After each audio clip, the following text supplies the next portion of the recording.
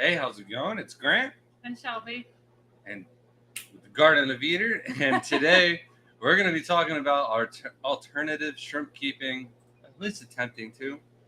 Uh, Besides that, we'll also be talking on the possible hurricane threat.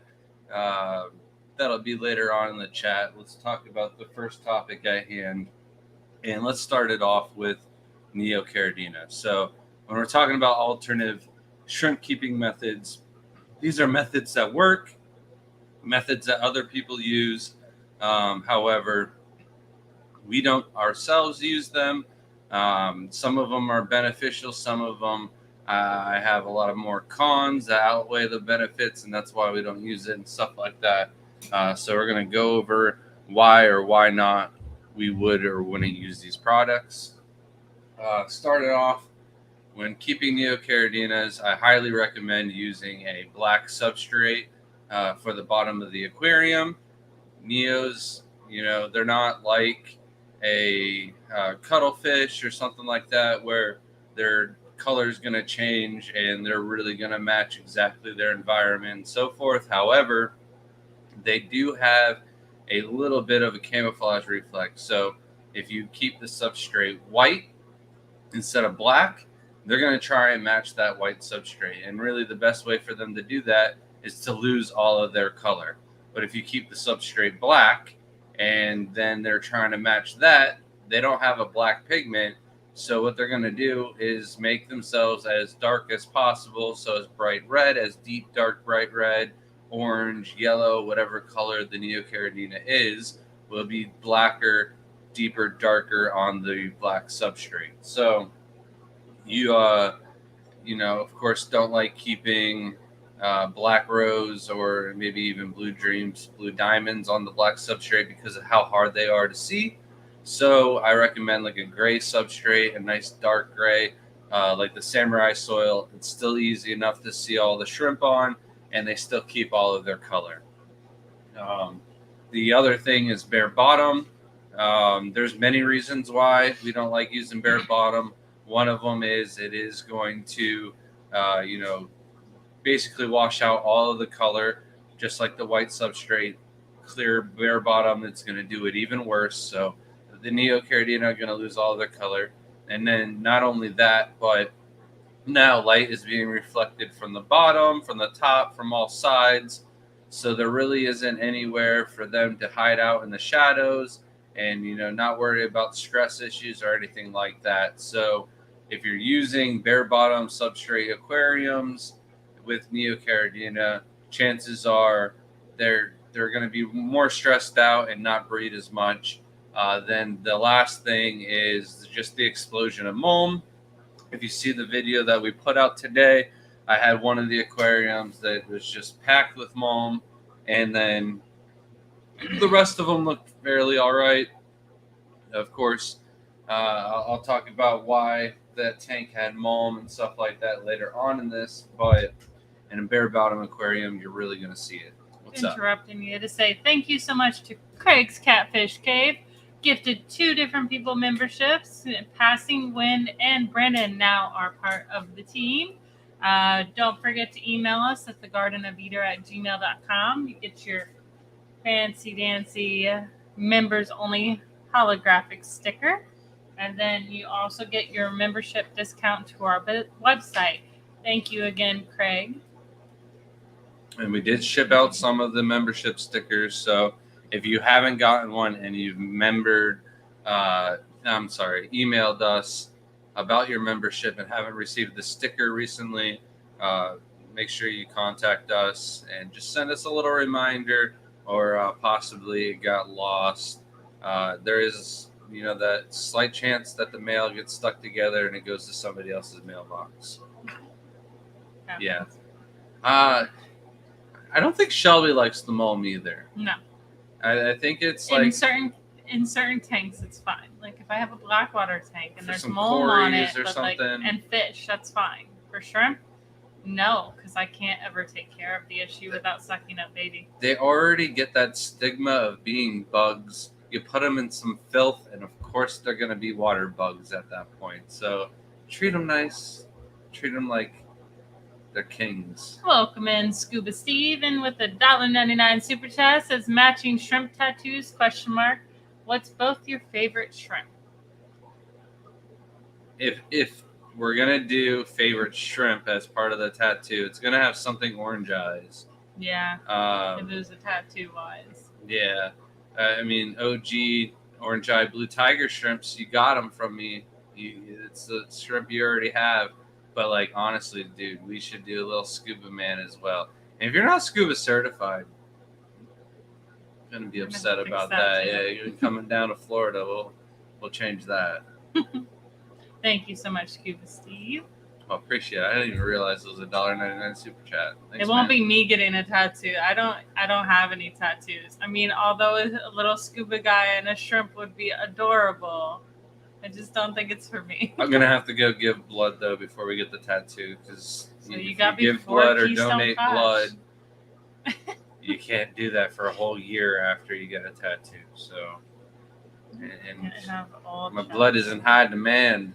They call me all the time asking me to come donate. So I'll make sure I make that happen before the clash. But back to the topic. Definitely want to do black substrate, but like I mentioned, it is possible to keep and breed shrimp in bare bottom or white substrate. You're just not gonna get as nice a color, or in the bare bottoms, if there's too much light going on, I don't think you're gonna get as much breeding as well. Annette, I can give you the sticker in person at the clash for sure. I usually have them on me anyway. So Yeah, absolutely. So the other thing with Neocaridina is a lot of people like to use lights. There are some that do not want to use a light on the aquarium. They want to go full low tech. Just maybe the daylight in the room or something like that is going to be enough. Once upon a time, we were growing exponentially and didn't quite have the funds to buy lights for all of the tanks. And I was like, well, they're just Neocaridina. They don't really need lights, do they? So after about a year, I saw that almost all of the high grade shrimp just completely disappeared. I was left with like nothing but culls, and all of the babies and most of the breeding and stuff like that was just producing nothing but very low grade, uh, almost no coloration to them at all, even though they were on black substrate and everything else like that. The lack of light was basically just preventing any color from showing on the shrimp whatsoever. So you got to think of it as pigment is like a natural sunscreen. If you remove all of the light and you don't have, you don't go outside ever, you become pale. The shrimp are basically going to do the same thing. So that's why I highly recommend using the brightest light you can possibly get away with without creating a ton of algae. Most of the time, we can get away with just fine using the full spectrum, cheap LED lights.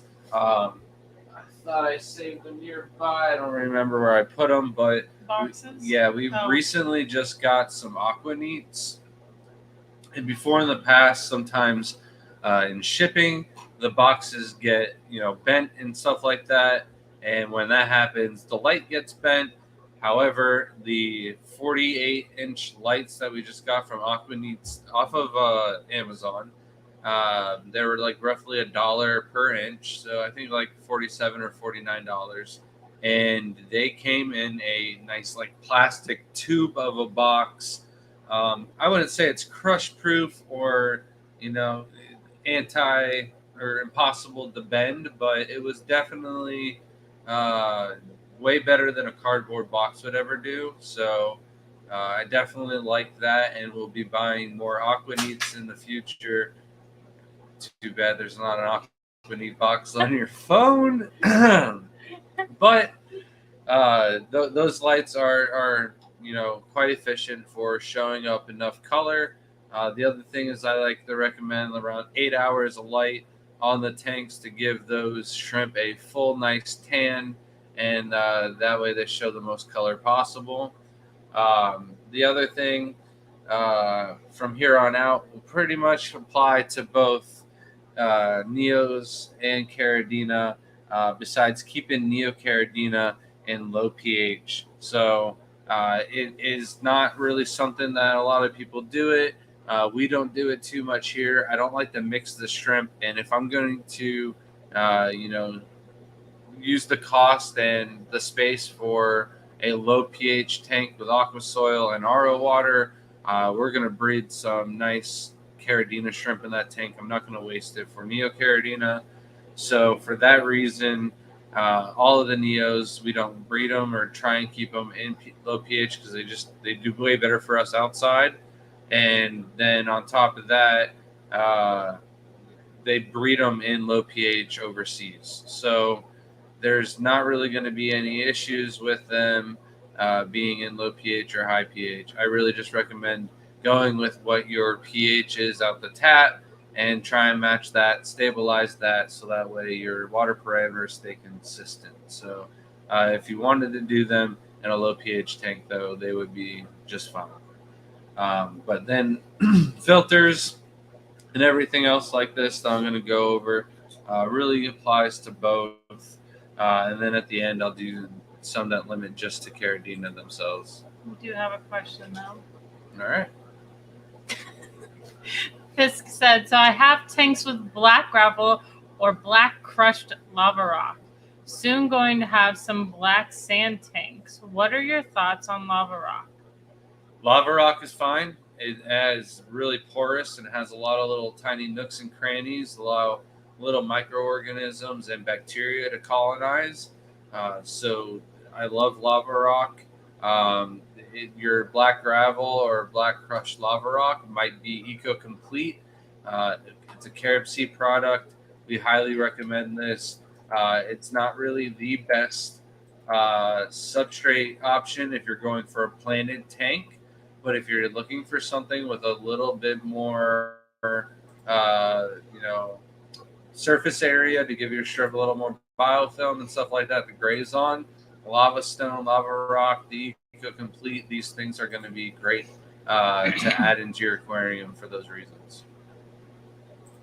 I personally just like how it looks too. Yeah, it looks really pretty. Looks really nice. If you don't do the aqua soil, I think the lava rock, the eco-complete stone, that's my second favorite. Unless you're like just going to completely destroy some stones and do it the TGOE way and make an all natural substrate that matches the stone behind it. That's what I prefer, but can't always get a perfect world.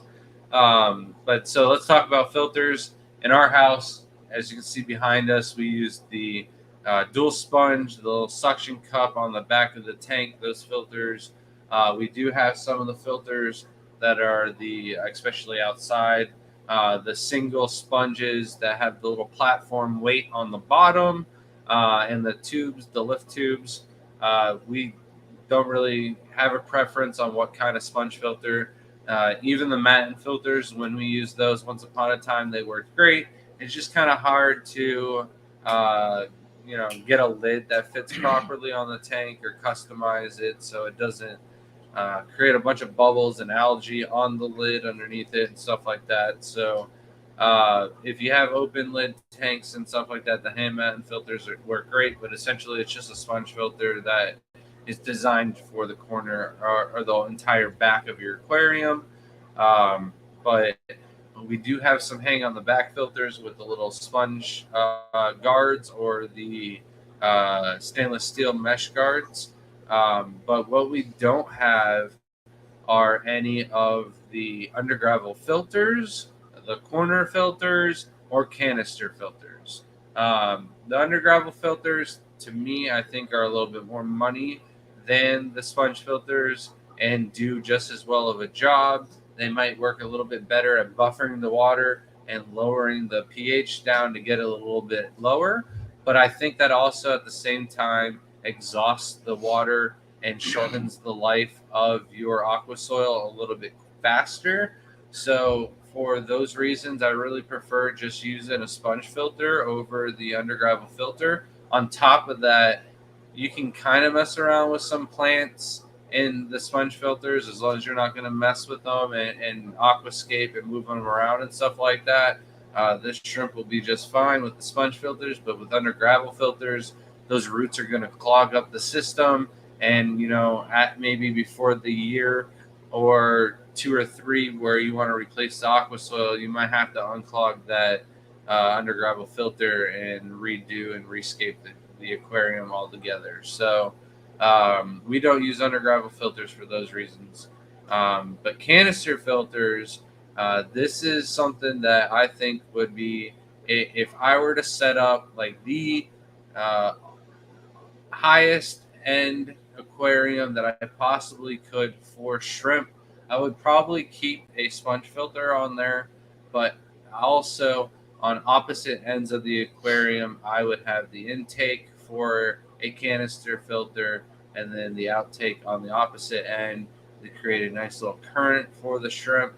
Put the same filter guard on the canister filters that we use for the hang on the backs, but we almost have issues with the canister filter in a lot of our aquariums where it pulls out too much of the nutrients in the plants. We really don't have anything to pull out of the water column to thrive.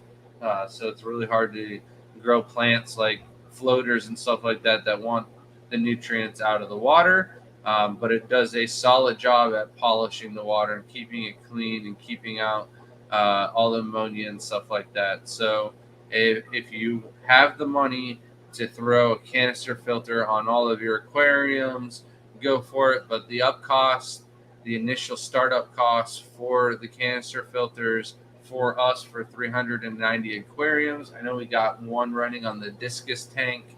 However, for everything in the house, that would be expensive to get all those canister filters. On top of that, to run an outlet and plugs and extension cords for all of those, it's a fire hazard waiting to happen. So we use the closed loop air loop systems. That way we don't have to worry about multiple outlets and stuff like that. It is the most efficient way to maintain multiple aquariums and not run up that electric bill. Also, to just set up 100 aquariums and have them filtered. A closed loop air system with these sponge filters is cheaper than everything else. So the hang on the backs are, of course, not as much as canister filters, but they are going to cost a little bit more than a sponge filter for the back. Frank said, "Can petrified wood rock be used with Neos?" So, like 6 years ago, and like 3 or 4 days now, one of our very first aquascape tanks that we did was with petrified wood. Shelby had a big old piece of petrified wood. For whatever reason, I found it in the lawn of her mom's house. She asked her mom if she could have it, and well, I got permission and I broke it into as many good pieces that I could, and we scaped our very first mountain diorama aquascape. And yeah, it is great. You just want to be careful. There can be some of the petrified wood that has been cured next to copper and has been plated into the petrified wood, so it'll have like a vein of copper running through it. You should be able to see it, but other than that, for the most part, all of the petrified wood that we have seen, some of it's had a little quartz in it and stuff like that, but no copper, and it's been safe and no problem with the shrimp, and would be even less of issues with the Neocaridina. JL Aquatics, and how do you feel about CO2 with Neos? All right, so I might as well talk about CO2 now. It was at the end of my list for Caridina shrimp, but basically it applies to both of the shrimp. So CO2 can go through fluctuations with the light cycle and create a swing in pH. So as you turn on the lights, the pH will raise, and then when you turn off the lights, your pH will drop. And it's really hard to keep things consistent and stable with the CO2.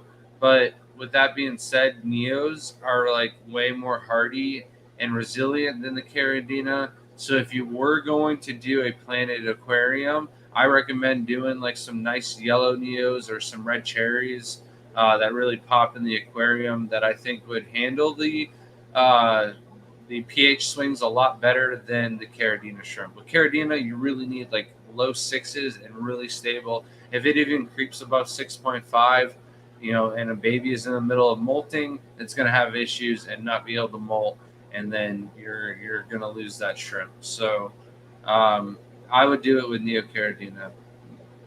Just go slow. And Living Dream Aquatic said, "What brand closed-looped pump do you use?" So I'm assuming the air pump. Yeah, we have I think 8 Alitas that run the house. There's other companies like Gemco. I've never had a Gemco pump. However, we were looking into upgrading the pump out back, and the Gemco pump seemed like the better one to go with. I don't know if Alita made uh, one horse or 1/3 horsepower blower pumps or anything like that.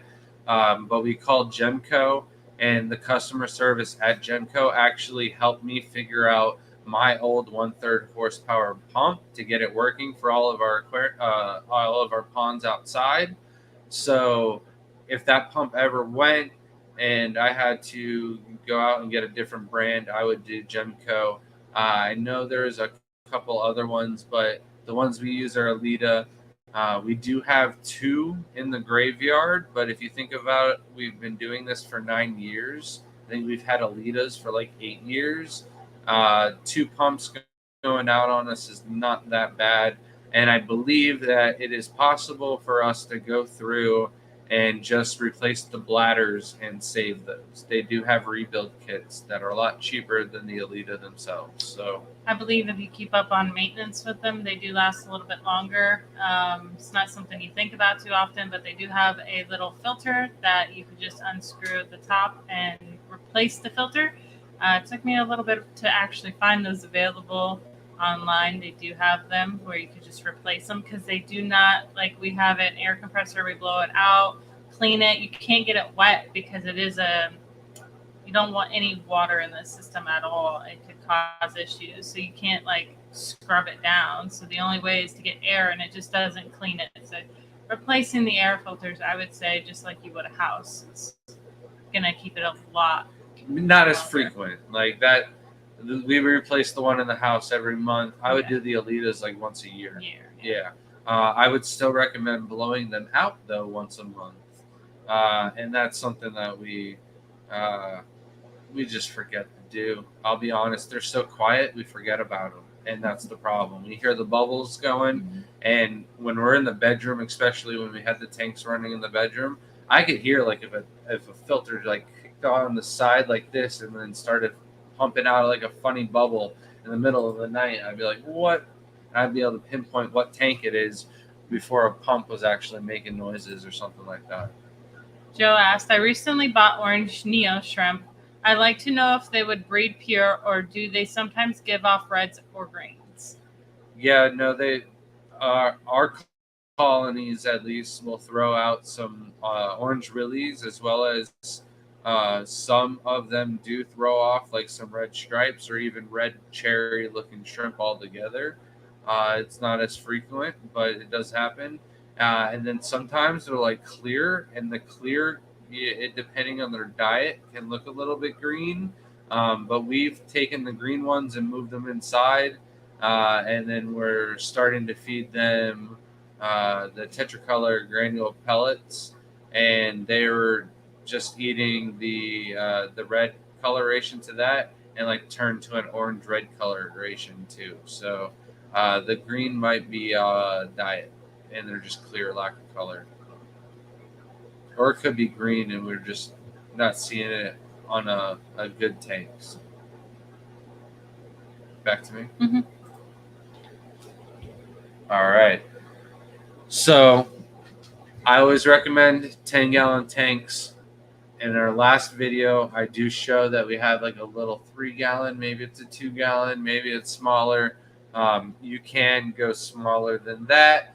It's not something we recommend, but even in our shrimp talks, I do recommend, like, people want a little desktop tank. We sell the little PNW custom aquariums. What else are you going to keep in those fresh water besides snails, isopods, shrimp, and like I suggested like some Meschilies or something like that. Besides that, there really isn't anything that's going to go in those. And when size matters, and size is, what is going to be dependent on what aquarium can go where. If you can only do a small little tiny aquarium, shrimp is going to be all right. Just don't expect a ton of breeding, and you are going to want to keep up on more maintenance. 50% water changes every 4 to 7 days is highly recommended on tanks 5 gallons or smaller. Seems like it's a new comment. Sand Hi, I believe. Can you talk about Fancy and Galaxy Tigers? What's the difference are in pheno? And secondly, if you have a Fancy line but tainted with Galaxy or Pinto genes, is it possible to eventually purify that line? All right, so I don't know if Crypt Keeper's here, if he has the notes, or if somebody off the top of their head. I think I talked about everything you need to know about crossbreeding Fancy Tigers and stuff like that. And what exactly do you define as a Fancy Tiger really depends on your standards. Let's start it off with the beginning, though. What's the difference between a Fancy Tiger and a Galaxy Tiger? Well, a Fancy Tiger is a Tybee. It's a very high-grade selective bred Tybee that has dots on the head and tiger stripes on the body, and no translucent gaps or pigment whatsoever. With a Galaxy Pinto, though, those are actually Tai bees, where it's a Tybee crossed with a Taiwan bee to get the double pigment, or like the Shadow Bee nickname is 2 layers of pigment that overlap one another, and it gives them the deeper, thicker colorations. Then besides that, the Galaxy Pintos are not tiger stripes behind. Oh, I'm sorry, Galaxy Tigers. The Galaxy Tigers, it's just the double pigment. So it's basically the difference between a crystal black shrimp and a shadow panda, or a black King Kong panda, and it's that double pigment. And then secondly, your Fancy Tiger line might be tainted with Galaxy or Pintos or Nanashi or something like that. If you don't have backlines, you're probably better off than most people. But if you're getting the backline, you're getting the Galaxy Pintos. There's so many different lines out there that have the backline, that have the Galaxy Pinto genes, that most of these are considered, the norm now. But if you ask me, and you go back to my video, I set my standards very high, and Fancy Tiger should be Caridina Maria crossed with the crystal shrimp only. No other tiger shrimp should be involved. And once you introduce your Caridina serrata genes, which would be your Galaxy Pinto genes, into the line, then you also get the back line, the more dots on the head, but you can never remove those out of that. So you can never really eventually make those pure, if that answers your question. And then on top of that, like, I set the standards a little bit higher even, and I don't believe that the Fancy Tigers should produce the Nanashi or Pinto or Taiwan Bee double pigment at all. So a lot of the lines have had that bred into it as well. And once that's been done, you can never really get that out. It'll be a recessive gene that'll pop up from here on down the line. So if you ask me, I wouldn't worry about having a pure line, because almost everybody is a little different. and I would like try and like call for reform or some type of regulations and standards in the future. And if you have, a fancy tiger, but it has the tangerine serrata genes with the back lines, maybe just call them advanced fancy tigers, like we do for the advanced Nanashi or the advanced Galaxy tigers. Back to you, Shelby. All right. So we're gonna skip ahead on your list too, but we'll bring it up anyways because I don't want to miss this.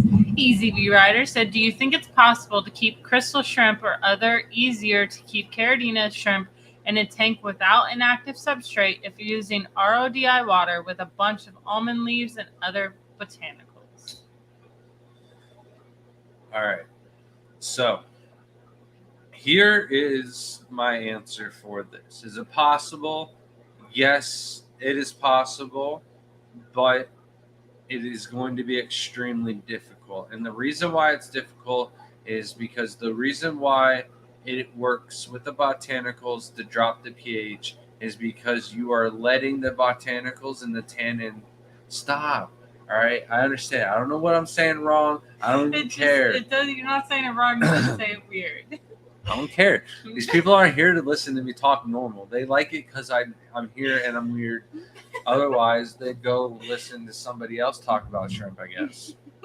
But they have to sit for a very long time in order to get the pH to drop. And then it's tricky because the pH is going to drop, and then it could drop too far and crash. But then you have to do a water change. And every time you do the water change, the pH is going to fluctuate. So it's very tricky. It's very hard. It's almost like doable with like 2 setups where you drop the pH in one tank and then you use that to swap the water out in your shrimp tank. But it's a lot of work. You might as well just get the aqua soil and the GH only minerals. You're still going to need the GH only minerals. So. Are you going to talk about botanicals? That's what I just did. Oh, that was it? Yeah. Oh. I mean, it doesn't matter what kind of, but if you use Indian almond leaves and all their cones and all the, different, botanicals that KGS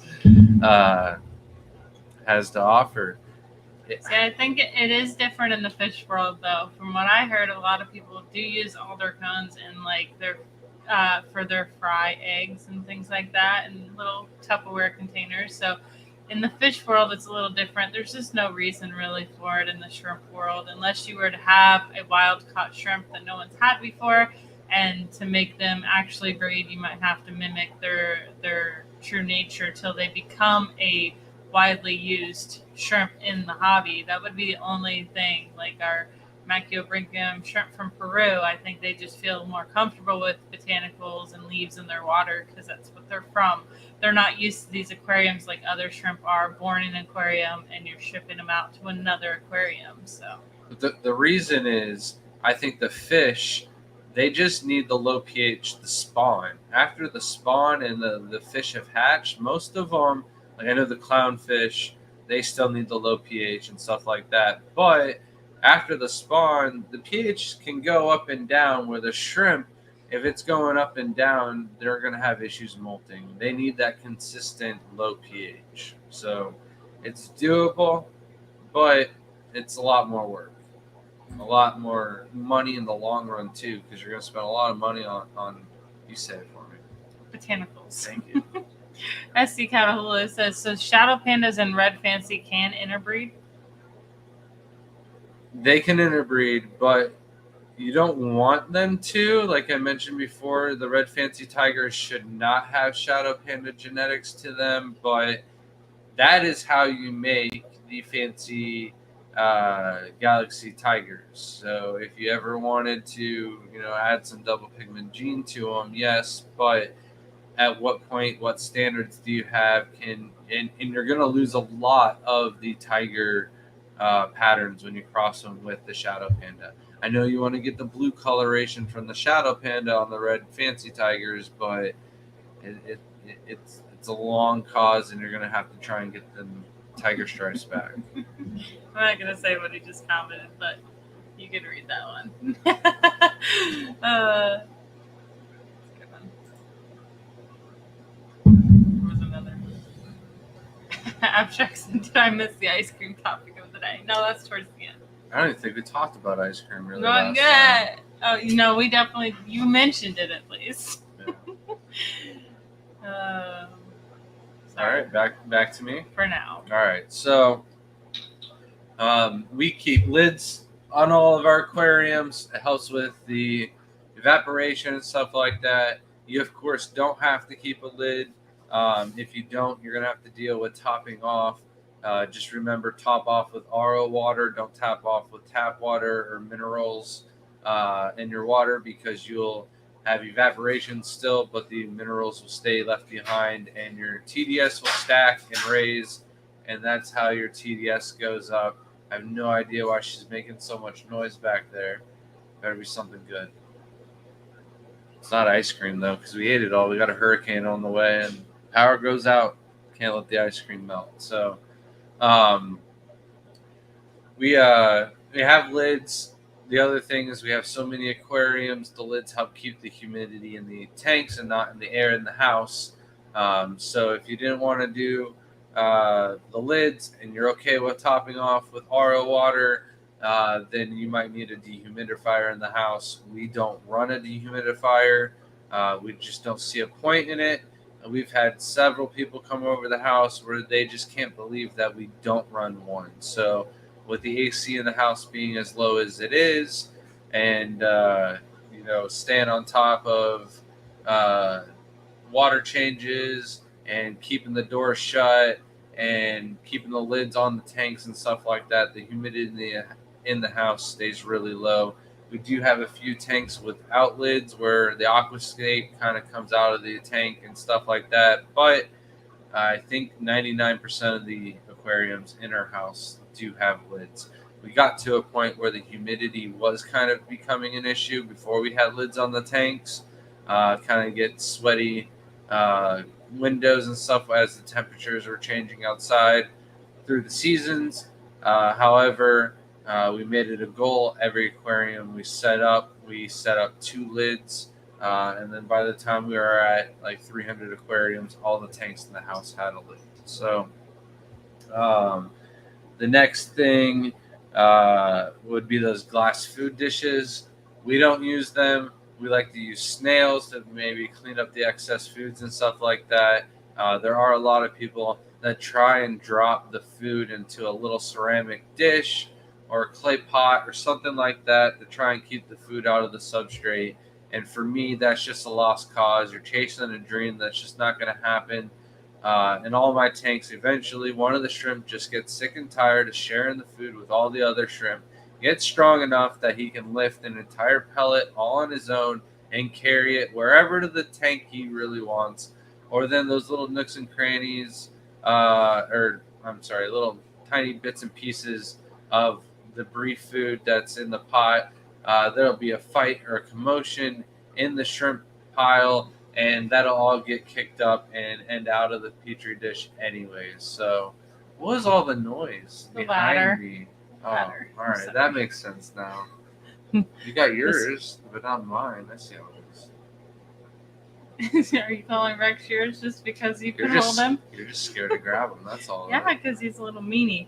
She's definitely about to shed. So this is Peaches. This abstract requested the gecko make an appearance today. So, she's adorable. So we'll just keep her there for a second. Senpai said, Good how answer. do you identify Nanashi and Nancy? Are there specific crosses to create them? So basically, it's a fancy tiger with a double pigmentation, a double shadow pigment.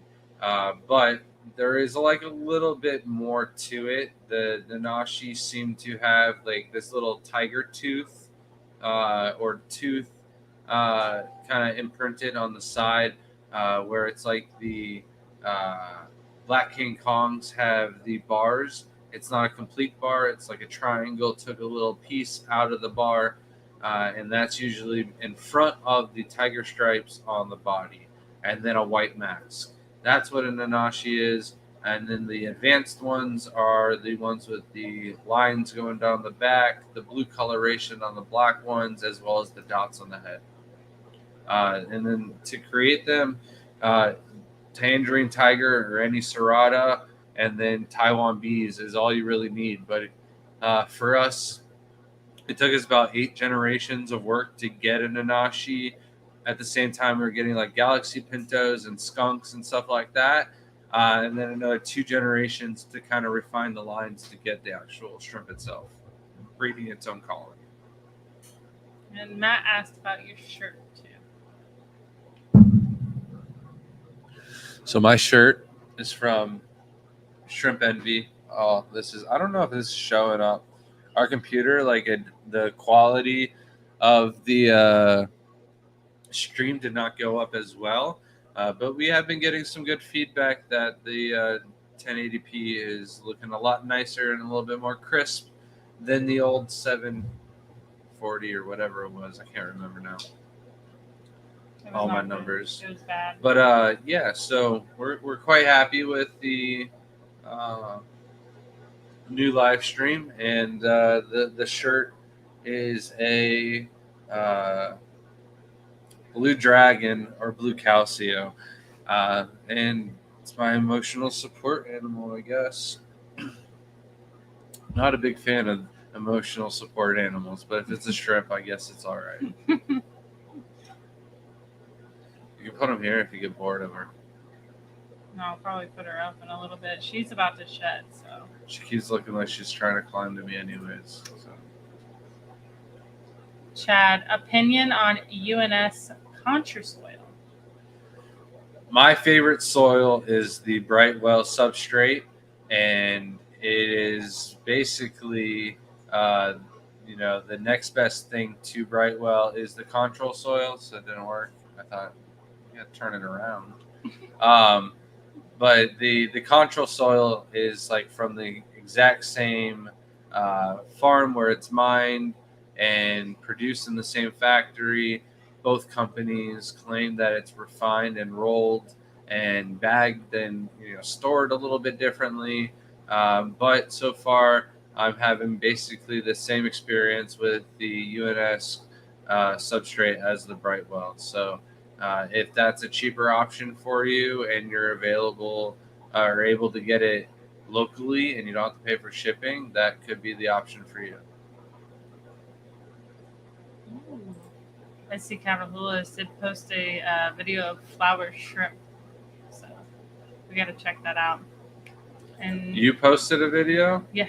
Oh, okay. I thought you were asking us to post because we also got some of flower shrimp. So Nathan said, "Do you know what the humidity is inside the house?" no, I'm sure it's not that that low. Living in Florida, you open the door and the humidity goes up. I don't know why right now it's so dry in the house. Like I've had a drink, I feel like more than usual during the stream already. But for the most part in Florida, the humidity is so high. I don't really ever worry about the humidity in the house, so we've never checked it. So I can't answer that question. But just going off of other people's experiences, like Jason from Primetime Aquatics and Lucas Bretz, neither one of them can believe that we don't run the dehumidifiers in the house. Back to me. Coro says, "Do y'all have a fire-bellied skink?" No, we do not. Sounds awesome though. We used to have fire belly newts, Yeah. but Long time ago. I traded them for something. Can't remember what I traded them for now, but I instantly regretted them going to our first Aquashella when the price of them had gone from like $25 a piece to $80 a piece. Fisk complains about emotional support animals. Immediately, indirectly asks for the gecko. I was just saying, it looks, it's It so kind of looks like it's comfortable. looking at your jugular, like it wants to kill you if it was big enough. It looks like, Is It's licking its lips. That's just your evil intentions coming out. So back to my list. We don't keep any fish in the aquariums, but like the old guy at the talk at Massey insisted, he has an aquarium packed with fish and shrimp, and they're all breeding just fine. But it is packed with plants, tons of little nooks and crannies for all the shrimp to hide. It is doable, but like I mentioned in the talk, if your shrimp were breeding 10 times a year and you add fish into the tank, they're probably going to breed less. Not guaranteed, but it's more likely that they're going to breed maybe 8, maybe 6 times. We do have a situation aquarium. See, I jinxed it. Where maybe it's just going to the other side. Maybe it's just going to pee on me. But there's Either way, it's a tank where we had the red cherries breeding just fine. We added some pygmy cories into the aquarium, and all of the breeding ended up stopping altogether until we took the cories out. And then after the first water change, all the females ended up being pregnant again. And after that, we basically stopped trying to keep the pygmy cories in our shrimp tanks. We'll do it for like aquascape planted tanks and stuff like that.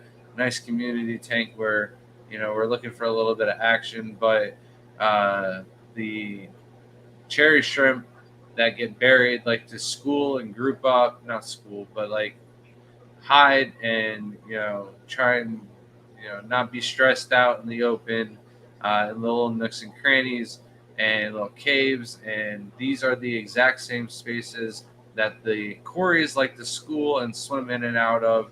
So in the long run, the two of them are not the best matchup. Remember, whatever can fit in a fish's mouth can and will be food. So whatever fish you're going to keep with them, the smaller the better.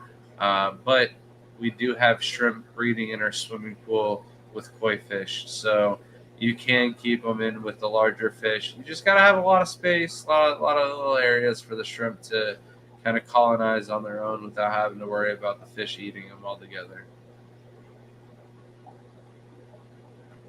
Where are you going, dude?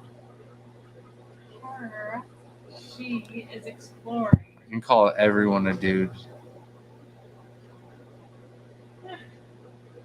She saw the yummy fish behind us. All right. Back to me? Nothing yet? Yeah, All right. still on you. So we talked about the leaves and everything. The next thing is powdered foods. We feed nothing but pelletized foods, the commercial fish foods. We love the Shrimp Envy line of foods.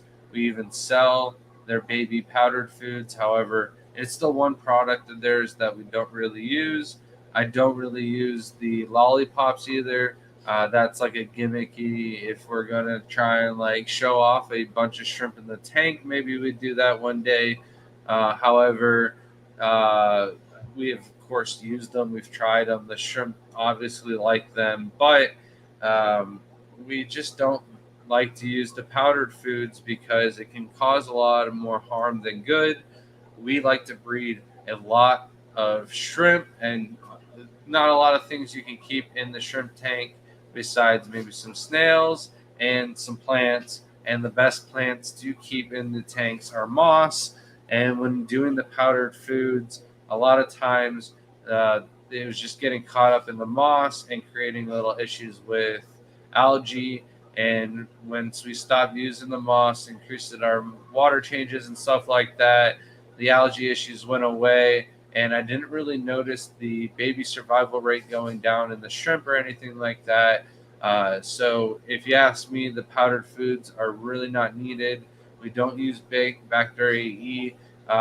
It might be something that if we had to rush a cycle for the aquarium and just really get that biofilm built up, I'm not really too worried about the cycle or the bacteria colonizing in the filter because of how low the bio load of the shrimp tank is. But I would love for there to be enough biofilm built up that the shrimp don't have to be fed for the first week that they're added into the aquarium. So with that being said, bakery has its uses, but once the shrimp in the aquarium, I don't like to dose any of the powdered additives whatsoever.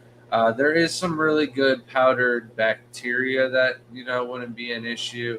Bacteria E sounds like it's powdered bacteria, but it's not. It's not the same thing as like Bacter 7 or some of the MK powdered bacterias that are sold to be like under the substrate and stuff like that.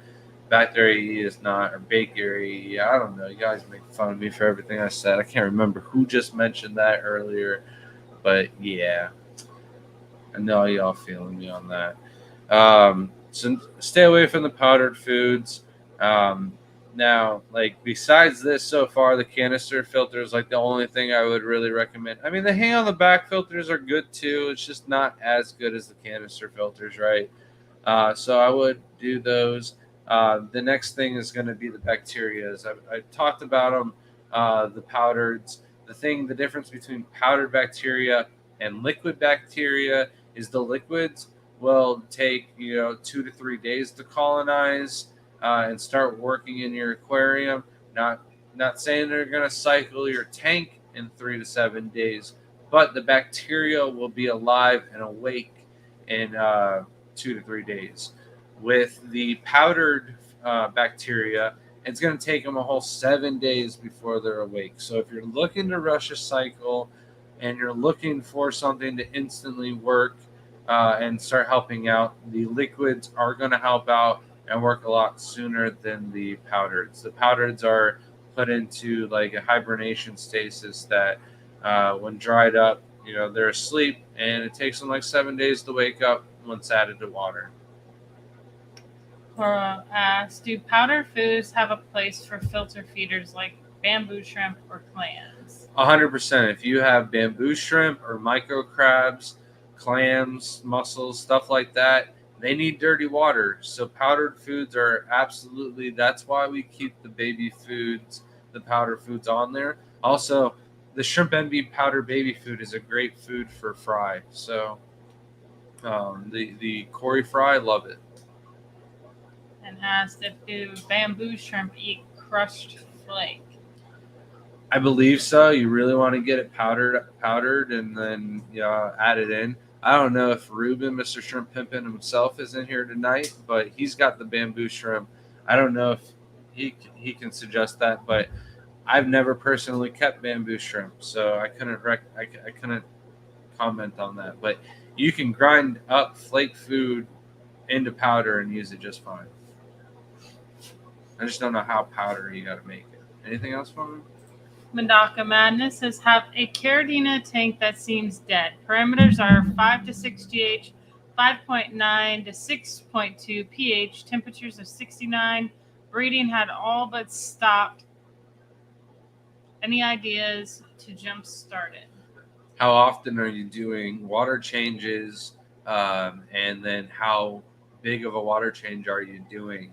All of those parameters seem to be just fine. I would like to know what your TDS is as well. And then the other thing is, we're talking about bacteria right now. I also have a few tanks on the racks here and there where the breeding is just calcios, supercrystals. These are great examples of tanks and Aurora Tigers. Those 3 tanks where I feel like we've altered the the TDS one way. We've altered the TDS another way. The Super Princess Bees is another one. And nothing's really clicked and gotten these to like really take off and thrive.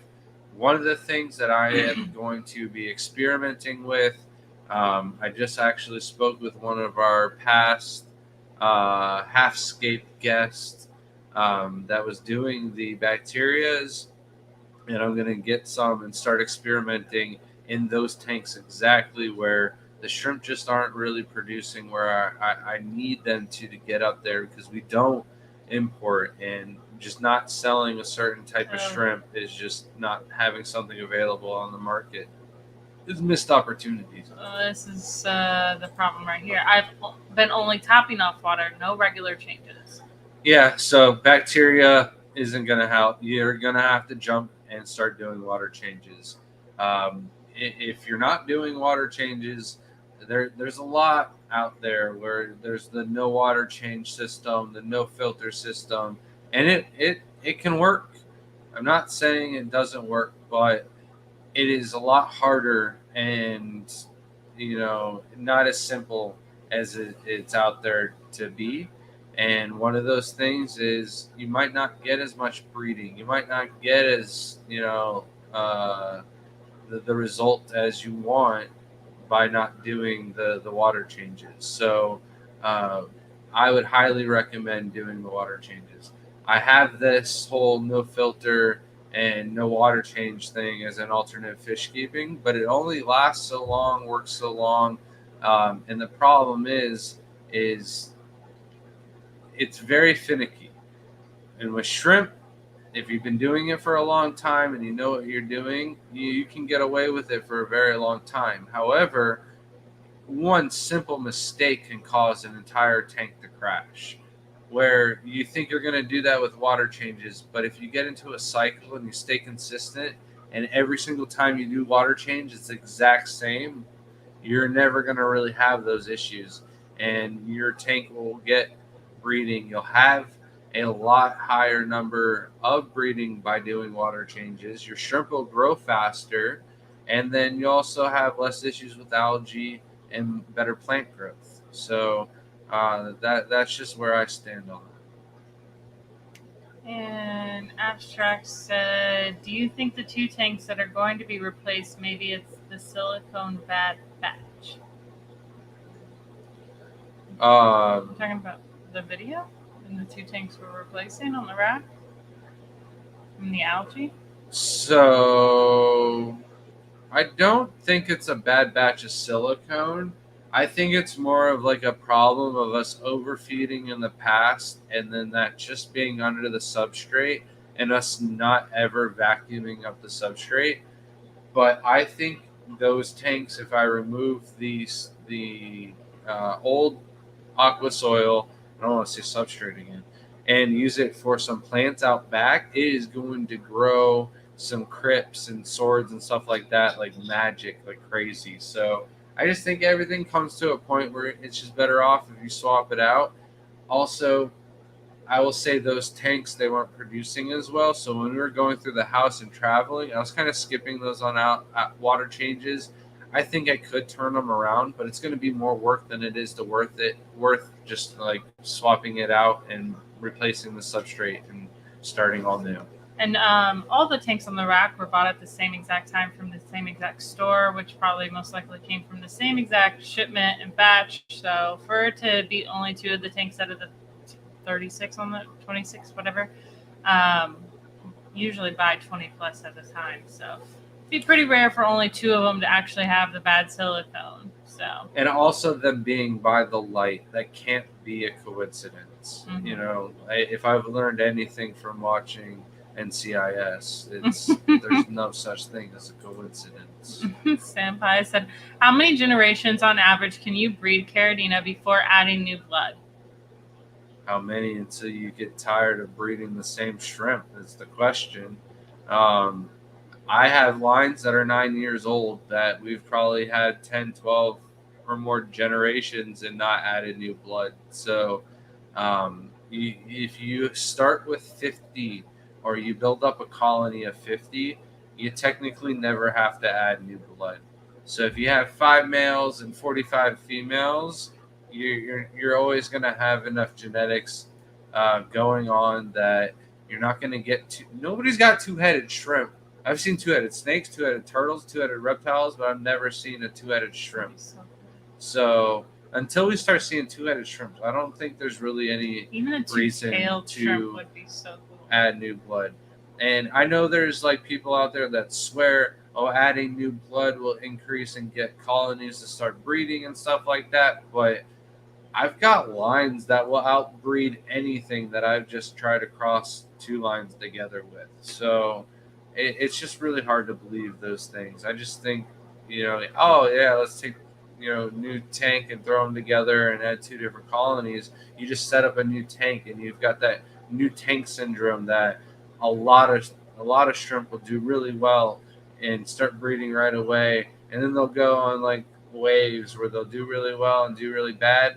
And I think people are just not patient to go through the waves, and they just want to jump onto a brand new tank, brand new substrate, add new blood in, where the new blood is perfectly fine in that lull of the tank because it was in a worse situation beforehand or something. So there's a lot of factors in shrimp breeding that we don't think about. Passing Wind said, do you ever use turbo snails or any type of snail that will go into the substrate a little bit? We use Malaysian trumpet snails. We got them all throughout the house, and I really do enjoy them.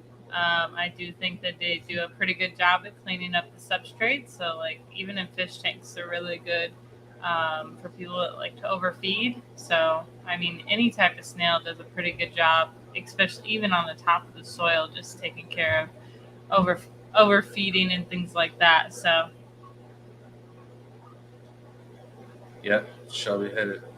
The Malaysian trumpet snails are our go-to for sure. Grant is working on a 2-headed shrimp for sure, and I'm looking to get a 2-tailed shrimp. I think that's. We got some like we can't breed the turtles we have anymore, so we recently just got some new turtle projects. If I ever got a 2-headed turtle, no amount of money would get that thing out of my. I know Brian has a collection of 2-headed animals, and there isn't any amount of money that could get that out of my hands. I will pamper that thing until I'm dead. Hopefully, it outlives me. So then asked, so did you put the Malaysian trumpet snails all over the house in each tank, or did it just happen all on its own? So a lot of the tanks we did spread them on purpose. Some of them probably not on purpose, but it's not like a bad problem to us. They do breed like crazy, and they will get everywhere. And I mean, so the babies float on the surface. They eat like the scum off of the surface of the water, which is really cool. And I mean, there's hundreds of them, so it's real easy just to net it out and accidentally get in.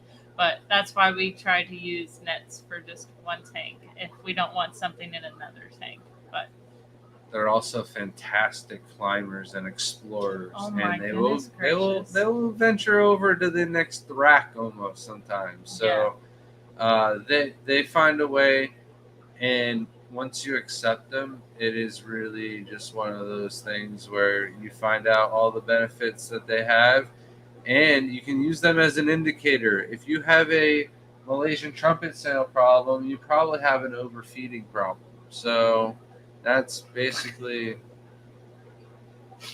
But then I overfeed to feed the Malaysian trumpets. It's a vicious cycle, It's Shelby. vicious for Break me, for the sure. chain. Oh man, but that tank is doing phenomenal. Get out of here, just because it's doing phenomenal. Don't know what Public to tell service you. announcement from the Garden of Eden. Maybe, just maybe, Stardust can cross with other Caridina in very hostile situations, but I have not confirmed, so cannot confirm or deny.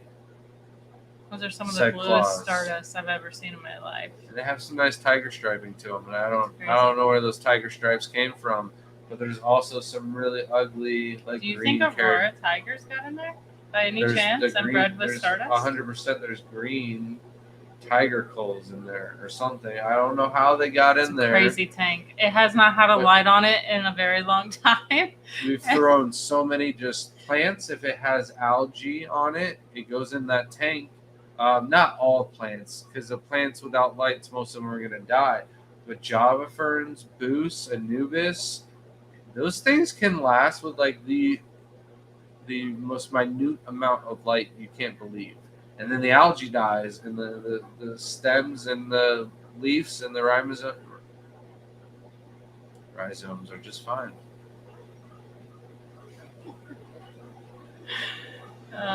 So I say something wrong, and then I immediately remember who's like calling me out on it. Lady Diane said, how do you work on 2-headed / 2-tail? Well, you take a sister turtle and you breed it with a brother turtle, which I don't want to do. So the chances of us getting a two-headed turtle or two-tail turtle is probably not going to happen. We're talking about shrimp. Oh, that could be possible because Mm-hmm. that definitely happens You're in our surprised aquariums. like why it doesn't happen, you know? Yeah. I don't know. Doesn't seem to be an issue with water cockroaches. Anything back? Should I go back to the list? Yeah. All right. So now these are going to be mainly just Caridina, but of course, if you were to do the Neocaridina in low pH, then I guess it could be for Neocaridina as well. But Caridina, we don't do low pH. I mean high pH. It's worked for some people, but I don't know anybody that's been in the hobby for a while that has a Caridina or crystal shrimp breeding tank with tap water or Neocaridina parameters that's been going, and they can sell shrimp out of it and stuff like that. I've seen some where they stock the whole aquarium with a couple hundred crystal shrimp, and they're like, oh, they're in here and they're breeding and da da da da da. But then that person falls off the face of the planet, and you never hear from them. They've never sold many shrimp out of that aquarium, and the problem is all the shrimp died of old age, or they never bred, or the tank crashed from the slightest pH getting just a little bit too high, and the shrimp couldn't take it. So we do the low pH, and to achieve the low pH, we use aqua soil, and aqua soil is rolled up volcanic ash, and the humic acid and stuff like that lowers the pH that way. And then with the RO water and GH only minerals, that doesn't try and neutralize your pH. If you had KH in your water, it's going to try and neutralize your pH and keep it right around 7.2, 7.4. And when you use aqua soil, that's the complete opposite of what you're trying to do. So you have to use the RO water and GH only minerals, no matter what method of keeping Caridina shrimp you're going to do. But if you don't want to do the aqua soil, you can possibly use peat moss. There is some negativity to using peat moss. It's dirty. It's going to tannin up your water, make it black water, very hard to see your shrimps. It is going to be, needed to be replaced and changed out a lot more frequently than your aqua soil. And then, of course, every time you do that, it's going to make the water dirtier and dirtier. And then on top of that, you're taking out of the peat moss bogs and stuff like that. That should be protected. They have a lot of benefits keeping the carbon and stuff like that. So you don't really want to get rid of those and use up that natural source, even though it's available to us. I think just using the volcanic rolled up ash is a lot better product to use. I just thought this was funny. Drifter said, I have dreams of learning how to do CRISPR and genetically create glow-in-the-dark firebug shrimp. Yeah, we could. I mean, if you get a small enough needle and we know the right people, probably create them. But so I'm almost certain before you get it together, somebody will already have it done or already has it copyrighted, and it just hasn't been out on the market yet. So just like the glow cories that just came out, all the glowfish are basically owned by one entity, and the lab and everything like that is all set up to take the genes out of corals and splice it into fish. They could do it for shrimp. It's already kind of been thrown out there. The problem is the pet stores are just not set up to carry shrimp. We need some type of end cap that is, set up with a specific shrimp filtration, and it can keep them separate. And we really have to educate not just the stores, but the sellers, not the importers, but the sales team of the staff that sells the glow shrimp to sell the shrimp smaller so they last longer, so they can actually pull a profit and not have so much loss like they do with the imported shrimps that they bring into Petco, PetSmart, stuff like that. So Drifter says my water is liquid rock on a well, very hard, high kH, TDS, and GH. Says even my RO has high TDS, just not as high. Said it's new year, new membrane, etc. Do you think that maybe a booster pump would help in that situation? Maybe there's an issue with that and new membranes. That is possible if you don't have enough pressure. The other thing is you can get like a little DI stage at the end and take out those fine last little particles. So yeah. I would start with all new filters if you are to purchase like a booster pump, and then try it from there. If the filters are all brand new and you're still having the same TDS 300. outcome and stuff like that, your TDS is 300 out the RO filter. Mm-hmm. Are you sure you're taking it out of the right line and not the since before it hits the RO, it's 1300. Oh, so yeah, I think you're gonna need like a bigger system. Instead of a 5-stage setup, you might need a 7-stage or 6-stage. Which the cool thing about RO units are they're very easy to mod and add on stages. So you don't have to buy a whole brand new unit altogether. You can connect another stage onto it to pull out the last.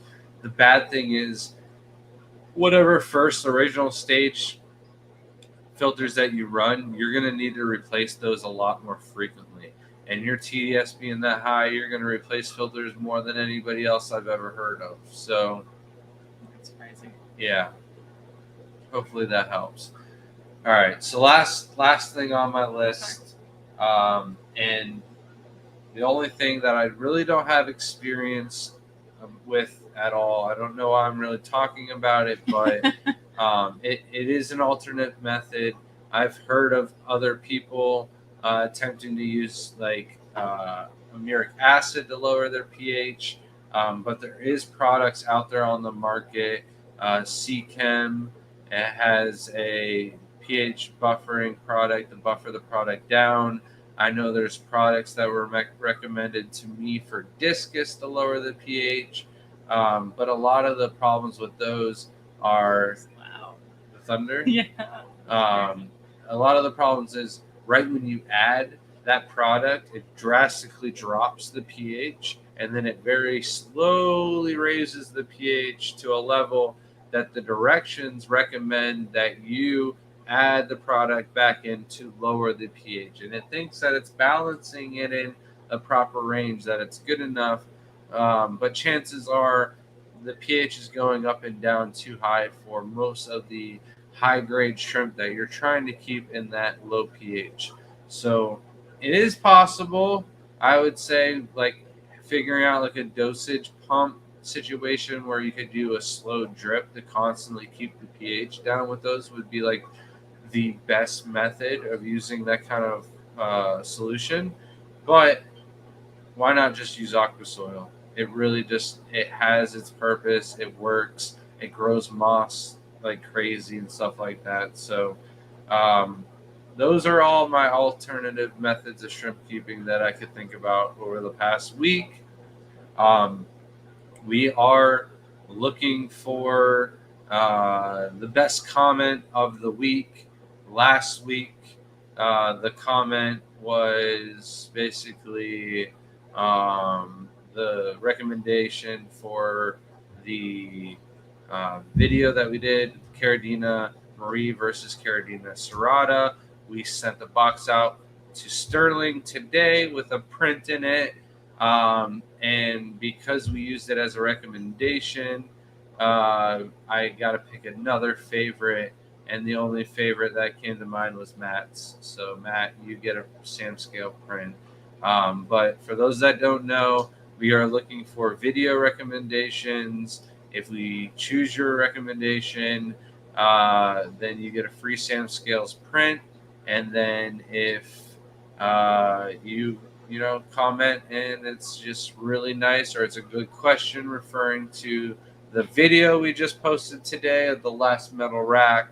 If you haven't seen that video, we'd really appreciate it if you went check that out, left a comment, and who knows, we could choose your comment and send you out a free one. So this week, congratulations, Matt.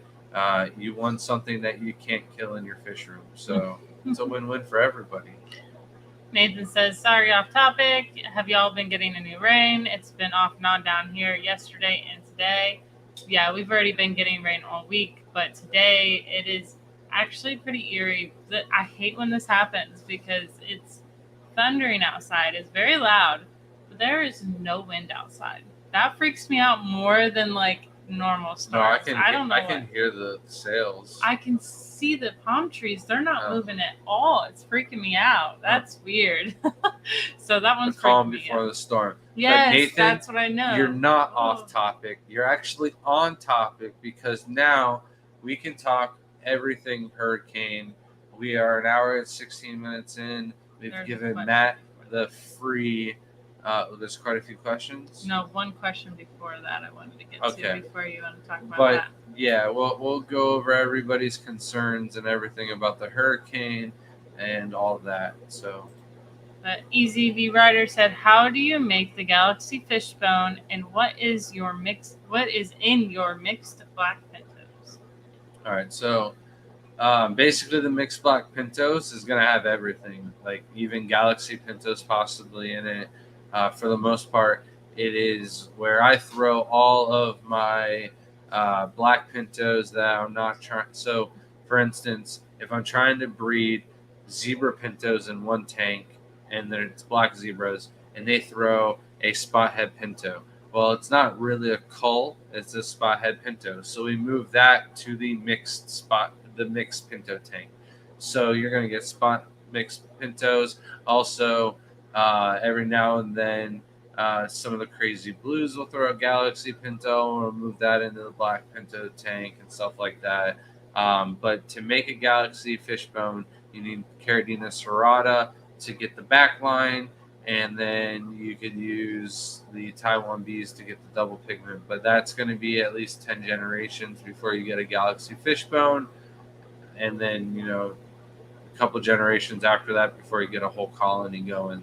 That's pretty dominant. So Now you can talk about the hurricane. so for those that don't know, I can't even remember the hurricane's name. It's bad. It's really weird name. That's why it's like Islada. I don't know how to pronounce it. Don't ask me. Idalia. Adalia. All right. That one's a weird one. So supposedly it should reach landfall Wednesday around 2 a.m.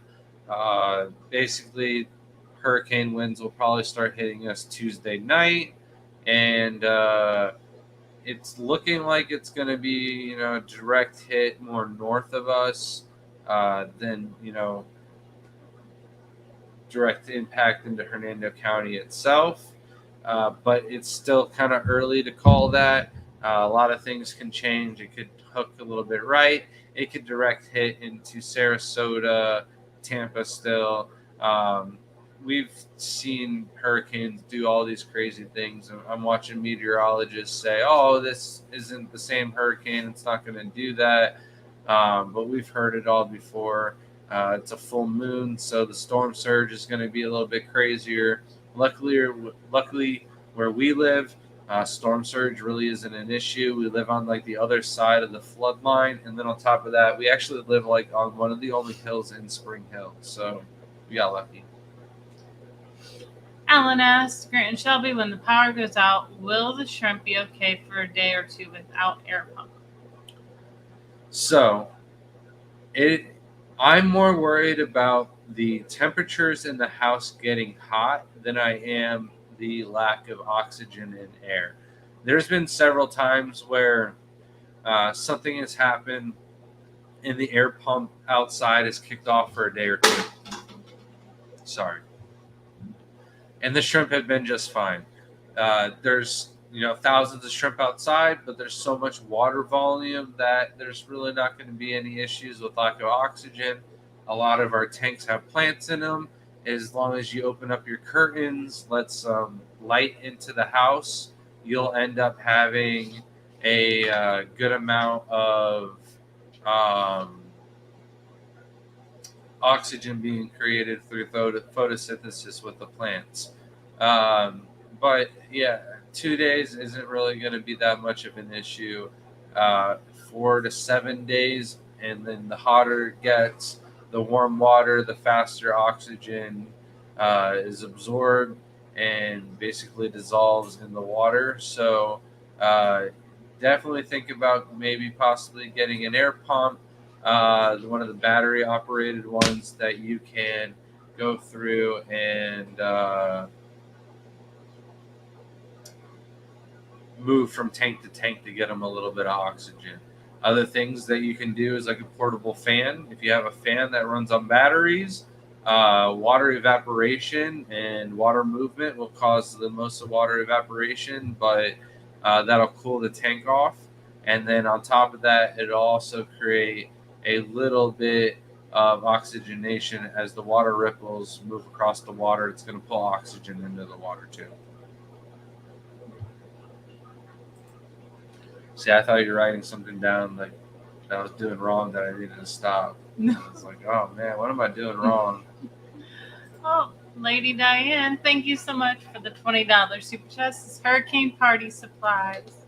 Thank you. If you're not done spoiling us still, a week afterwards, I have my cup of lychee juice, lychee nectar He loves that every so day. much. The kids like it. Mhm. It's a win all around. And yeah, you continue to spoil us, Lydia, and thank you so much. But appreciate that. Thank you. I think we're all good on hurricane supplies.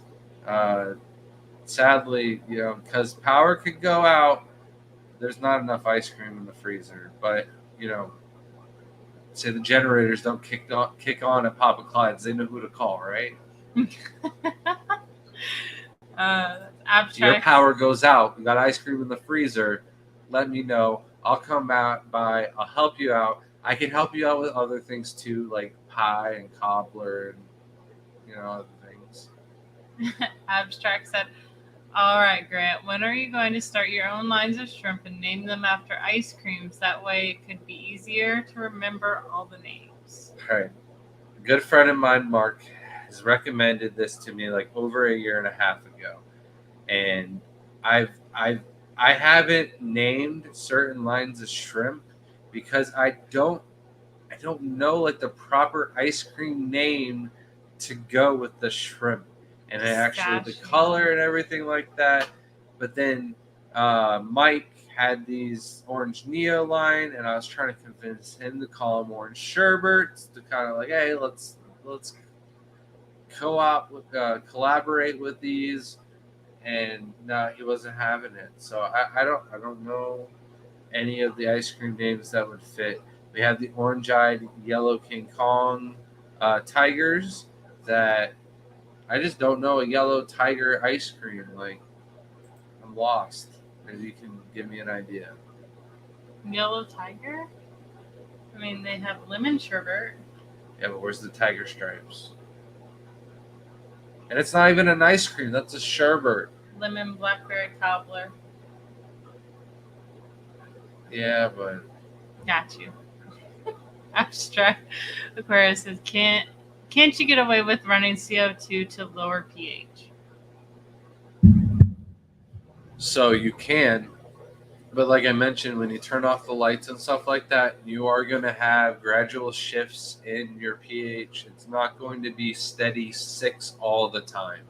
And those little fluctuations are what's going to be issues with some Caridina shrimp. And I know a lot of people keep Caridina shrimp with their planted CO2 tanks just fine. And they really keep it dialed down to not risk any of the real issues that can come with gassing the tank and ammonia spikes and stuff like that. So it's just not recommended, but it's possible. We talked about that. Drifter said, if I wanted to buy shrimp from you, is Canada too far? Yeah, but if you want to drive on down to Pennsylvania to see the Keystone Clash, we can send you some goodie bags to send back your way.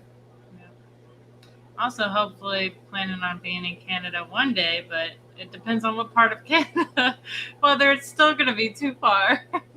Such a big area. Oh, and if anybody would like to know, Matt's comment was, "I'm happy you broke your leg, so that way you met the fish fan." So It was a good comment. it was great. It wasn't bad.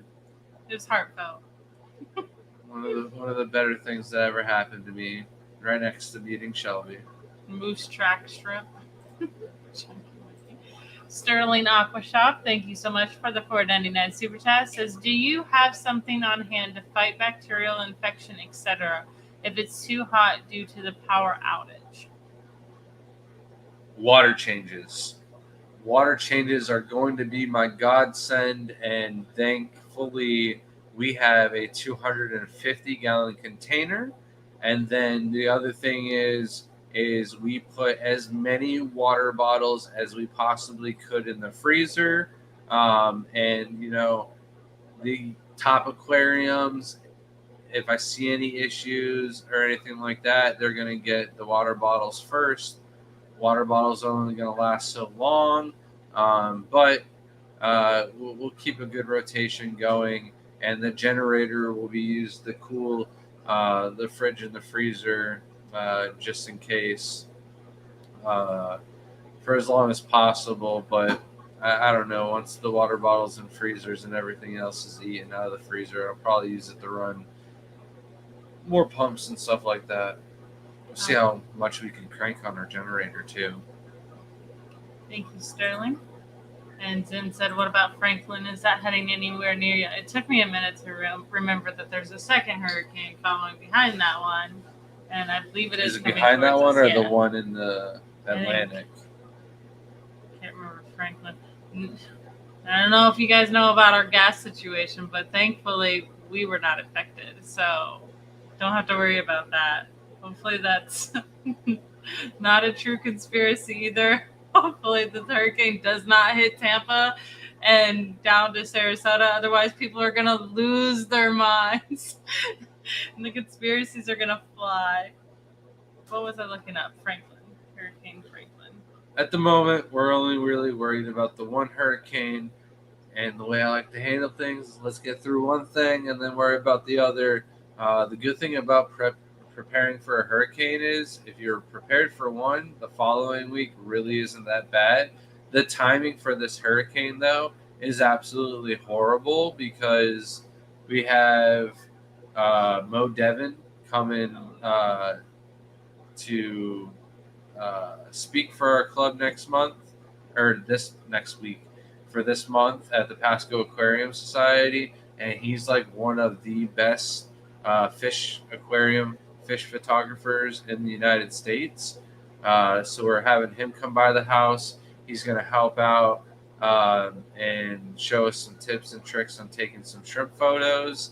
And then on top of that, he's hopefully going to take some pictures and come collecting with us and stuff like that. So just really trying to get the house prepped for him. Instead, we're prepping the outside of the house tomorrow to get ready for the storm. But luckily, we've been ahead of the curve on taking care of maintenance in the house, and things are a lot less hectic, I think, than most of the trips when people coming down to visit the house. So I want to get an extension lens or extension tube for the lens on our Nikon camera. He recommended that we get one of those to take better shrimp pictures, and I can't order that in the midst of the storm and risk it getting lost. So I'm just hoping that all of this clears out and the other storm isn't like right behind it, and we can actually get the airports opened up and the mail received without any issues, because I'd really like to round off our camera project, start using that instead of it just collecting dust. such a nice camera for something we never use. We did for a while. It's frustrating me now. I changed the settings and I messed it up. Stephen P. said, imagine the potential if Grant broke his other leg. It's almost happened like 3 times, and 2 of those times have been at the zoo. Not the same zoo, so I don't know if it's something about zoos or just the way their infrastructure is, but it's sketchy. I guess as of the actual weather reporting currently, Franklin's going up and away from Florida altogether, so I don't think anyone's going to be affected That's by the one that. in the Atlantic? Yeah. Yeah, so that's the one I'm not. It You're had a saying there's one, trajectory like, to right- come behind it, Oh, is I what didn't I see that at heard all. yesterday. Today's different, so All right, so back to hurricanes. Since we do have a hurricane on the way, thank you, Alan. Sorry. we do have a sale going on the website. Everything is buy 10 get 3 free. We do have quite a few crowded tanks in the house, so we have marked down the shrimp of those tanks, reduced the price to kind of thin them out. We were really lucky today. We had a lot of really nice sales go through, able to thin out a lot of the tanks that I was worried about. So really lucky for all the customers that came through. Thank you to all the support. Everybody that's reached out, asked us if we needed anything. We really appreciate it. Lucky for us, and a little difference between us and Lucas. This isn't our first rodeo. We've been doing this for quite some time. Also, it's aiming more towards Lucas. Lucas lives in the armpit of Florida. So he lives like in a little area where there's a lot of space and not a lot of trees. So hopefully he doesn't lose power and doesn't have any issues. But like the good thing with his room is even if he loses power, I think his fish room is just going to be just dandy and a-okay and not have any issues. So Yeah, because he doesn't run anything. I think the only problem would be is if he lost like power for like a week and wasn't able to turn the lights on in there. But I don't know. He's smart enough. I think he'd rig up something and get the lights going on and the plants kicking out oxygen and stuff like that. So I'm just a little concerned at our house. The last storm that we had that wasn't even a hurricane. It was just kind of a bad thunderstorm. Ripped basically the roof of our greenhouse from one end to the other. I'm not really too concerned about it because we had shade cloth material. But the shade cloth material is like the oldest shade cloth that we have, period. Like that's set up. And one of the storms knocked out one of our newer ones. So it's like only a matter of time, I think, before the greenhouse is gone altogether. And I don't mean it's like just going to disappear and end up in somebody else's house. I just think it's going to like rip to a point where it's just not worth saving and mending and putting back together. My dad and me already talked about it, and I'm not really concerned. I messaged a couple of people, hit up a couple of fish stores, and was like, hey, if you do want wholesale, this is probably going to be like one of your only opportunities because I'm only letting go of these shrimp because I don't think they're going to have a roof over them. And that's exposing them to dragonflies, and the larvae from those could just wipe out our stock. So I'd rather sell it at a discounted rate at wholesale than, just let them be exposed to the elements. So I'll leave a lot of the stock there and move it inside if, it does get ripped apart and exposed to the elements. But hoping for the best. But if it does get ripped apart, the materials that we'd have to buy to fix that one would not be that much more to just buy the materials and do up the large greenhouse. The small greenhouse that we're using right now is 12 foot by 20 foot. The big greenhouse is 32 foot by 30 foot. So it gives us a lot more room, and we could easily block off the back of the house with IBC totes and get rid of the greenhouse altogether and then not really be a problem. So basically silver linings. If it's gone, then we'll rebuild bigger, better, and it's actually one less greenhouse that I'll have to worry about in the future. So, not really that big of a problem. And we want to move, so it'd be nice to consolidate things and go down to one greenhouse before that happens, anyways. So, um, I don't know. I'm not too worried about it. Worst case situation is we lose our greenhouse, I think, or lose power for a really long amount of time. I think we're so desensitized to the hurricanes because we just lived here so long. Like, I've been through so many growing up. Like, my whole house was flooded. I've lost a lot of things. Seen my parents lose their home. It's just something you really can't prepare for, regardless of how much water and everything you have prepared for. If that hurricane's coming, it's coming to take it's everything. But I'm sorry, there's something outside that was so weird. But So, yeah. Johnny, just to answer your question, this sale will basically last until like noon, 2 o'clock tomorrow. The whole point of the sale is for us to be able to ship out the shrimp in case power goes out and stuff like that. So Wednesday is when the power would go out. If it's going to go out, it would be early Wednesday morning. So there's no point in me running a sale Wednesday and Thursday if the power is still on. I don't want to ship out shrimp that would be compromised in warm water. So like one of the reasons why our DOA is so low is because we actually ship out of the proper conditions. Our shrimp don't sit out in a truck or something waiting to be shipped out or anything like that. So I would really just prefer to have the sale run until about 2 o'clock tomorrow. It gives me plenty of time to get your box packaged up, taken care of, and dropped off at the post office. And besides that, any orders like before 9 o'clock will definitely get more extras than others, just because I have more time to think about it. Sterling said, which shrimps would be the most helpful for us to buy? Galaxy Pintos, the red ones, more specifically. Shelby has a ton of those. Tang Thai, we have a ton of Tang Thai. For sale, right? Yeah, those have been marked down for the move. So I just kept them already marked down. The tank that needs to be moved is the done and thinned out. That one's actually golden, but we do have two more tanks that in the bedroom in Layla's room is like packed with shrimp. Don't touch that one. That one's fine. Yeah, you say that. And then black fancy tigers. If you want lower grade black fancies, message me. I don't think they're on the website. You can do them for like $10 a piece. Other than that, you can get black tibies and do pretty much like a lower grade of black fancy tigers than that.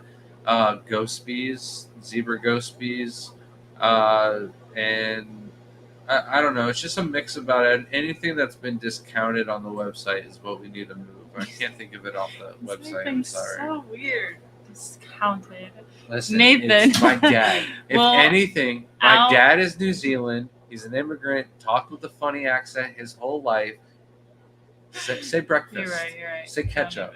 Don't be making fun of the way I talk about things, and you're gonna be over here. Breakfast is not that bad of a.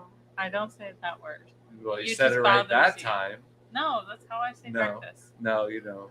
You say bread fist. When I'm tired, I say breakfast. Usually. Breakfast. Nathan said, "Will our member code be accepted on top of the sale?" Yes, absolutely. Use the membership code.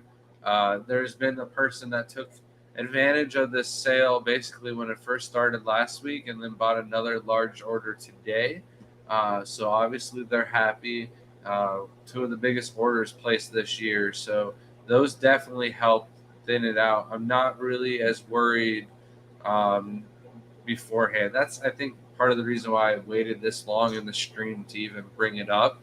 But prepare for the best, worst and hope for the best. So this is just one of those situations where I'd rather move it out in a best case scenario in case the worst case happens and I lose more than what we could have just let go for a cheaper price.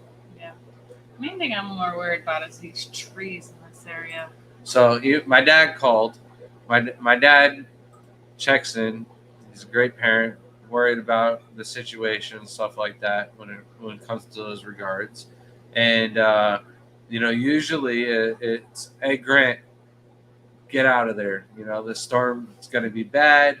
Go head north, get a hotel in Tennessee or something like that, and let the storm pass. So we would go through and have the conversation with, hey, we've got all these aquariums here. Even back when we had 150 tanks, I was like, Dad, I just can't go, and then the power's not on, and I can't run the generator and get air filters running and stuff like that. I just can't risk that. I know, I think the house would be fine. I don't think any lives are at risk. The only thing that would be at risk, I think, is like some crummy living situations where you don't have AC, which sucks. You don't have access to all of your cooking appliances that you usually use, the dishwasher and stuff like that. No, I mean, you can plug in the microwave if you have a really good generator, but not all generators run 220 and stuff like that. So there's certain things. We don't even have a microwave, so we'd have to hook it up to the stove. So we have to have the 220 generator. But it's just certain things like that just would suck. And when we had younger kids, it made sense to want to be put in a better situation. But the one time we actually had to leave during a hurricane was to go to AGA in Chicago last year. And my whole family was like, what do you mean you're leaving? What about the animals? You can't leave all those behind. What if the power goes out? And I'm like, listen, I have my friend. I coached him through the entire day. And then as soon as he sent home an hour later, he told me that he couldn't do it. So I was like, okay, backup plan. Taught somebody else how to do it. And I think it was Shelby's dad, if I stand corrected. And stepped up to the plate and volunteered to come by and run and turn on the generators and stuff like that. Other thing is I got a really good friend coming over tomorrow. He's going to help me take down all the shade sails that I actually care about, not the ones that are on the greenhouse. Those are like stapled in. And like back when I actually thought the greenhouse plastic had like some gift to it, I kind of like Spider-Man'd up that and tacked it in and made sure that it was like up there and not coming off anytime soon. And I ain't risking it to go up there and take it off or anything like that. So go ahead, you can just kick me out. Shelby fished at any high grade red fancy tigers? No, I had, I don't know, way too many orders of those go through when we first made those available. They were one of the shrimp on the rack that we had to move during the sale on both racks. So they were on sale for quite some time, and we don't have a lot of those to offer. So I'm sorry, no high grades. But if I see a Chevy Fish order go through, I'll get them as high as I can on the medium grades for you. Coro says black substrate for color. Opa'ula are from Hawaii, so should I pay extra for the Hawaiian black argonite sand or just use the cheaper white/natural argonite crushed coral? So something interesting just happened when Sam Scales was over at the house recently. I'm so surprised at the random information that I learned from Sam every time we meet up.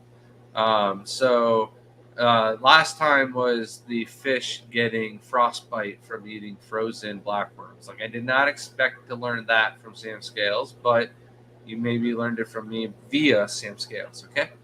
And then the other thing was he is good friends with one of the big time breeders of Opa'ula over in California. Like the guy has 100 tanks just for Opa'ula. That's all he breeds. He says if you want more red coloration, you take away the oxygen. So no air pump in the tank and they'll be redder. I don't like that. I don't know what to say. I like the little air pump. I like the selective breed for the red. The black color certainly helps. I don't personally know, though, if the Opa'ula have the same pigment coloration, translucent camouflage that the Neocaridina do. Caridina, most of them don't have it. Very few of them do. So I'm not sure if the Opa'ula have it or not. Sorry. Yeah. I personally like the Hawaiian Black Argonite looks sand. great. It It looks does. really nice in a tank. But say you have like several tanks next to each other and they're all white and like lighter substrate, like the white would look better. So it's like really depends on what you're looking for. Also, they like protection, so like a lot of people use the big holy rock. I'm trying to think limestone rocks and stuff in their tanks, so that looks better on the white than the black, obviously. But so it really does depends on the whole aesthetic for the tank, honestly. But it doesn't make a difference quality wise, and whether it really does do a difference for the shrimp or not. I don't think we've ever noticed a difference. Like they're red, they're red. Yeah, I haven't even tried to really call and work on the red color. It's just like a shrimp that not a lot of people desire, and most of the people don't put in any effort or care into them anyways. So we at least take care of them and put an air pump in them, take care of it. Said you don't have a microwave. What year you living in, and how do you make hot pockets? Well, we don't eat hot pockets. Those things are terrible. All they do is burn your tongue because usually you're starving if you want something like a hot pocket. Man, I don't think we've had a hot pocket in like 10 years. There's some things that I miss. Hot Pocket's not one of them. I miss Bagel being able bites, to make like a but bag we of put those in the popcorn, oven. but that's about it. Yeah. And The last yeah. time we made it on a stove, but it's just so much more work than a bag of popcorn. I think So- that's the only thing we actually miss. Our microwave like crapped out on us. It was Bought a brand new one, new. and then it crapped out on us right after warranty, and I was just Lightning like, storms. Thanks. I'm just done with all the work of having to put on a new bracket and mount a new microwave, and They're not even good for you, anyways. yeah, so almost all the food tastes better if you reheat it in the oven or on a smoker. And one of the things is I was noticing that even when the microwave was working, I would still prefer to reheat things on a pizza plate or pizza stone. I'm sorry, not a pizza plate. That sounded way wrong. But if you get a good pizza stone and you reheat anything from Chinese food to pizza, it tastes way better for whatever reason. I'm telling you. Johnny Best says, at the beautiful Shelby, of all the Caradinas shrimps, which ones would you prefer most so I can buy ASAP? That's like the hardest question for me to answer. I am an indecisive person, so like all of them are beautiful to me. Obviously, I really do prefer my pintos a lot, the red pintos. That's what I thought was going to be yeah. a clear answer. Yeah, And now I'm like, well, are you thinking about raccoons? yeah. By the way, I love my raccoons. raccoons are one of the shrimp that we do need to actually move out because we have a leaky tank. Mhm. Probably from me manhandling it and trying to get past like all the stands and stuff that I put in the house. I don't know why, but yeah. So we got one leaker. We got to move that before we add in all the other tanks. Is that admitting? So you maybe nipped it on something?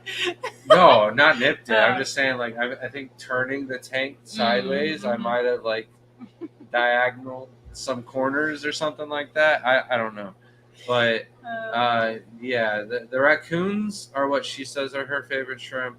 love I think the Hummel are actually her I just favorite. never look at the her Hummel favorite enough shrimp, to so- like enjoy them. I don't know. I love the cheetah shrimp too, man. I saw the other those in the video. If you haven't watched the video we just put out, if you haven't seen cheetah shrimp, oh my goodness gracious, the video is just superb of why cheetah shrimp are just gorgeous. But yeah, my pintos have always been like a solid. I'd love to work on it if you like patterns to work with.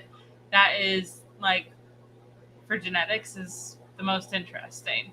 As far as I just enjoy like the craziness of shrimp, I would get raccoons because they are more active in the tank than any other shrimp to me, and I think they breed faster than everything. I mean, my pintos do breed really fast, though I can't keep up with them, honestly. Now I want a hot But- pot. Or hot pocket. Oh man! I mean, we probably But, go like, to the I dollar know I'll store take in 3 Florida bites into it and and then be like, I'll "Why be did like, I get this?" I didn't want this. I didn't actually want this. Mm. Like a pretzel one sounds good. That does sound. Nathan says they hook up a generator to the fuse panel and run the house. Now we don't run everything like normal, but we use the AC and cook and turn breakers off for certain things. That's pretty cool. Yeah, but like, how big You is gotta your get that. AC unit to your generator? Our generator isn't big enough to run the AC to our house. Sterling says, "Deal. I wish I could buy more, but I'm gonna place an order for what I can." Appreciate that. Thank you so much. I know you just placed an order. Madaka Madness is thinking of placing an order for red steels. Would these cross with orange-eyed royal blue tigers? Or red blue tigers? Royal blue tigers, right? I want to try and create some orange-eyed shrimp with the white gene that I hear about. I love where you're going with that. I don't like referring it to as a white gene.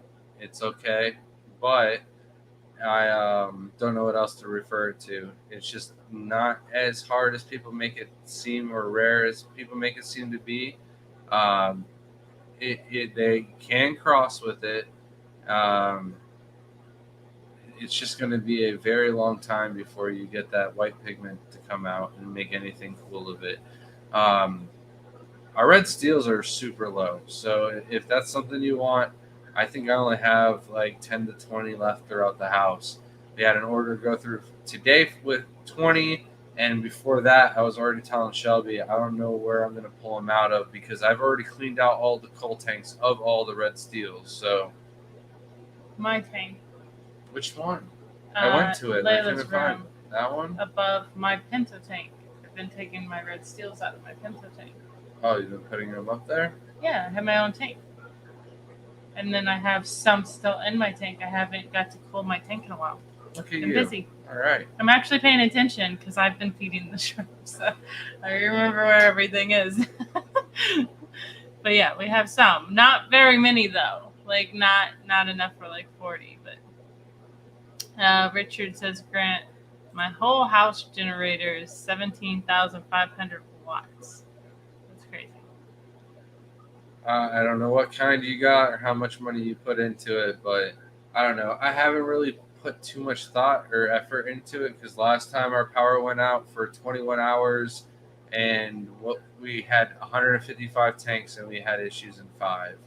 So it wasn't really that much of an issue. It just sucked that the hot house without AC. So That's ridiculous. I have 2 AC units run off of it. Yeah, see, that's are something those you might main want to. AC units for your entire house, or are those window AC units? Because we'll run the generator to the window unit in Jaden's room. It just won't run the unit to the whole 8 house. air pumps for the tanks and oxygen machine 24/7. So it's like that's a whole house generator. Yeah, we need to invest in one of those. I just don't want to do it at this house. I I want to know. get a propane generator at the new house. So it's like I don't want to buy a real fancy generator for this house. I was just hoping nature would just bear with me for another year or two. You're playing with fire, Grant. Easy V Rider said, Shelby, how are the green wilds going? They're breeding. They're in a fish tank now. I think they're only green because of diet, because they don't look that green no more. Yeah, And that's some what of we them were look talking about earlier. green, but they're not green. Yeah, I could always get green wilds out of the tubs, but then yeah, they're moody. They change a lot. So I think most of our wilds have colors to them. I haven't found like not that many true wilds, unless you pull them out of like black rose coals, like, and most of them have a color to them. I wish I could get the green wilds to solidify, but I don't think that's going to happen. They just keep changing colors. I have some of them turn like a light, like a brown and a red in that tank now. So, and orange. I think it's because you're feeding the tetracolor granule pellet. Yeah. No, I'm not feeding those fish. I've been feeding Bug Pro and Aquamax. But neither of those is very green. There's flakes though. Yeah, Or they were that getting have red. Yeah. algae wafers and shrimp envy food. Yeah. And then algae from outside. So That's crazy.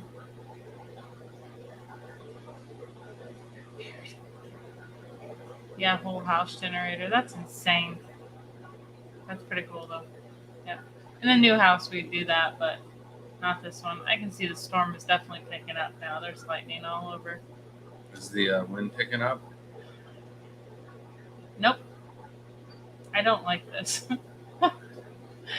That usually freaks me out just because like it really does get really calm before the storm. And I don't know if you've seen the pictures, but like the Tampa Bay water is all gone. Boats are on the floor.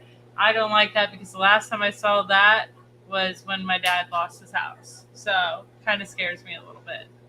But I'm hoping not here. We don't have that much of a flood. They lived in the Keys. That's obviously, you're going to flood. Okay, it's going to happen.